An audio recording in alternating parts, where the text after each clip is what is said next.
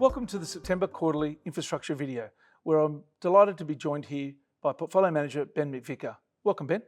Pleasure to be here. Perhaps the first place to start is if you can perhaps talk about what's been driving the infrastructure market over the last quarter. Yeah, so when you think about what we've seen in the infrastructure market over the last quarter, I would say, to be candid, we've seen returns that are far stronger than I think you would typically expect to see out of an infrastructure strategy or market in any short period of time like that. And so I think, though, when you step back and you think about the context in which that sits, obviously infrastructure had continued to, in terms of the underlying businesses, progress reasonably well, but we hadn't really seen that share price reaction at a lot of the companies for a while. So I think that context at the start of the quarter probably matters here. I think the thing I probably think about with this area is that the actual short-term performance, obviously for a long-term investor, shouldn't really be the thing that you're most focused on. So I think that the context here does matter as well, which is that when you think about what you generally expect out of infrastructure, infrastructure is not meant to be a extraordinarily high growth type asset. It's a steady as you go type asset. Generally what you expect is you're going to get real growth over time. You're going to get more patronage on assets, more toll price increases. All of that adds up to when you get real growth over time. But really importantly in infrastructure, because you're delivering essential services, these are highly predictable. It doesn't really matter if you get a tough set of economic circumstances, they tend to hold up pretty well. Because of that, you tend to expect that they're more defensive in a tough economy or market condition. And so there is one caveat to that, obviously, and that's been really the experience of the last few years, which is when you have a period of time that's characterized by rising interest rates and rising inflation, which has really been the story since the back end of 21 and most of 2022, that's going to cause some pressure in the space. And so, when we think about what we've seen in markets more broadly in the last few months, obviously we've seen a bit of a change here. We've seen the markets have rotated much more to defensive assets, and that's helped. And I sort of think back some of the events of the last quarter, whilst the underlying assets have kind of just chipped away, at a macro level, we've seen obviously a focus on some of the jobs reports coming out, causing markets to focus on, are we going to go for a hard landing rather than a soft landing? And that's helped infrastructure in that context. And I recall even over the quarter, we saw periods of time where, the Japanese market, a major developed economy, was whipsawing around 10% a day. And in all of that context, infrastructure has done what we'd expect it to do, which is, provide a bit of a ballast within that. Great, thanks, Ben. Let's move away from markets. Thinking over the last quarter, has there been any sectors or companies that have impacted the portfolio? Yeah, definitely there's been some standouts in the last quarter. I'd say within the infrastructure world, just remind that the way we sort of approach this is you've got the utilities is sort of one tranche for us, and that's probably a bit under half the portfolio, and the rest is in transport infrastructure. It's toll roads, airports, communications infrastructure, those types of assets. But really that utilities part of the portfolio has really been the place to be in that last quarter. It kind of makes sense. These are companies that are very lead in the keel, monopoly type businesses. Even within our defensive universe, these are the most defensive type assets that we really hold. And in that environment I just described, that set of market conditions, they've done quite well in that scenario. I might just call out a company, but we've had a bunch that did similar things. Just to give context, we had a company, WC Energy or WEC Energy. They're I call them quite a vanilla but high performing utilities business. They do what you expect them to do. They're a monopoly asset, fully regulated.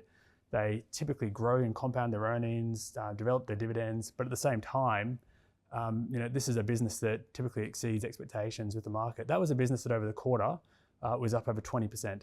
Not much change at the fundamental level, but it really gives you a sense of what was happening in markets. And that took its price up to a level that's probably closer to, call it what, more recent averages in terms of valuations. Other spots in the portfolio that have done really well have been communications infrastructure. It's been a relative laggard in recent years. And the reason for that is, when I say communications infrastructure, what I'm talking about is primarily mobile phone towers, two companies in particular, Crown Castle and American Tower. These are two businesses that we've known for a long time, a bit more rate and inflation sensitive in the portfolio.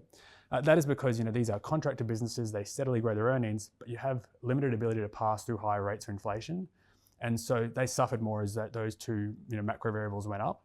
And more recently, they've done quite well. And maybe the last one that stands out to me in the quarter on the transport side of the ledger, general transport lagged utilities in the last quarter, and it's been reversed in prior periods.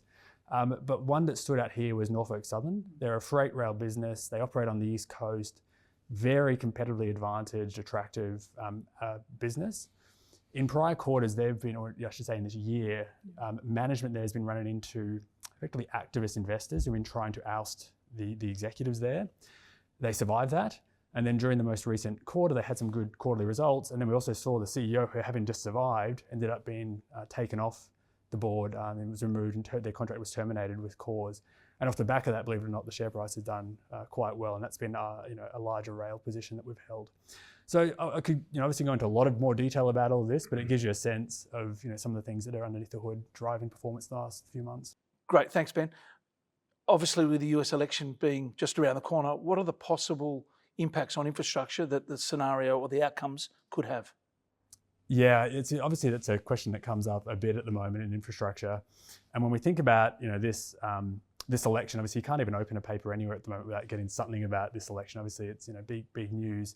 In terms of actually working out what the outcome is going to be, I think there's probably vastly more qualified people than me to tell you where the outcome is going to land on that. But I think the facts of the matter are, as it stands today, polling and markets have it as a very tight race, both at the presidential level and as well as at the congressional level. So what that sort of speaks to here is that the most likely outcome is you're not going to have a heavy swing Republican across all of these institutions or Democrat. And so what that means in practice is that you're less likely to have some dominance of power and therefore some very extreme changes to policy direction. So the status quo is probably more likely.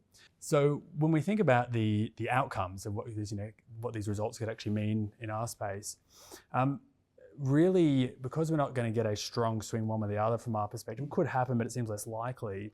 What that means from our perspective is that one of the key things that's talked about is effectively the Republicans trying to unwind the Inflation Reduction Act, or the IRA.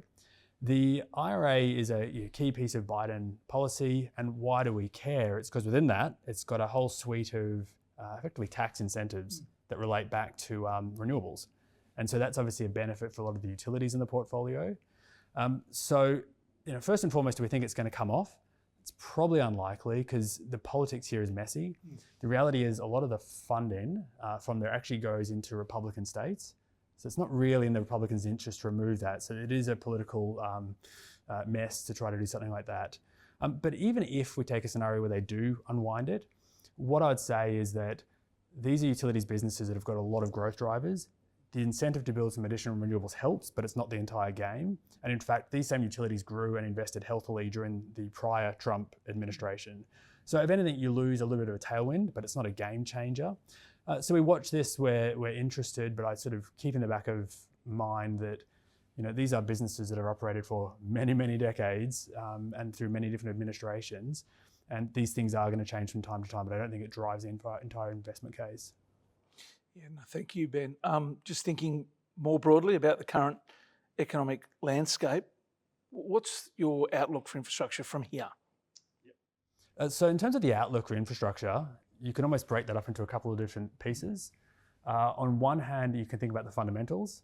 What are the underlying businesses going to do in the current environment?